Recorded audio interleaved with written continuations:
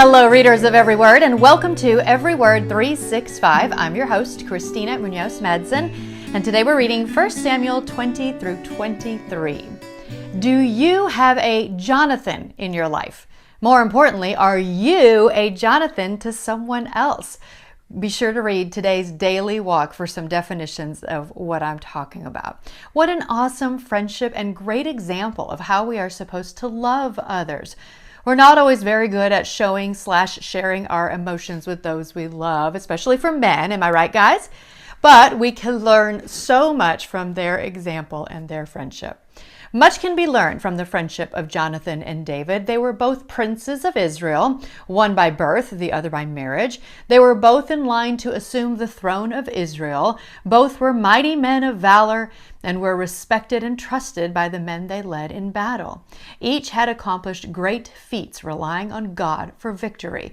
They were zealous, driven, resourceful, courageous, bold, meek, humble, and so much more. They knew and respected government, wielded authority, and served those under and over them. They were loyal to one another and to their king. They could have been enemies and rivals, yet they set aside jealousy, resentment, bitterness, competition, and lust for power, choosing instead to become the closest of friends. They knew how and when to laugh, cry, show their emotions, share hopes and dreams together, thereby cementing their friendship forever. They were real men who understood what it meant to lay down their lives for one another. So great was their friendship that at one of their partings they wept together, but David more so. And that's in 1 Samuel 20 through 41. And I don't have a source for that. It came from my Bible study leader 15 years ago maybe. And so I just enjoyed it and am unable to give credit to who said that, but I think it is so good. I wanted to share that here.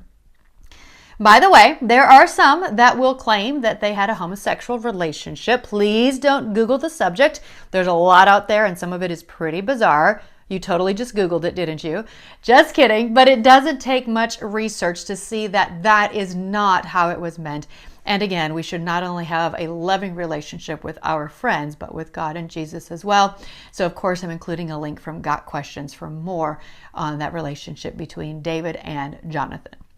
On the opposite end of the spectrum is the relationship between David and Saul. Can you imagine what it would be like to know that someone is actually trying to kill you?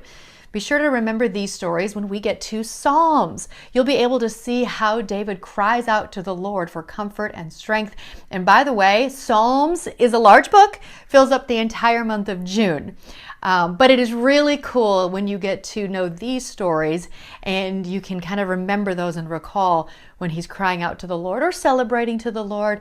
Remember these stories so that you can understand what he's saying in those poetic psalms.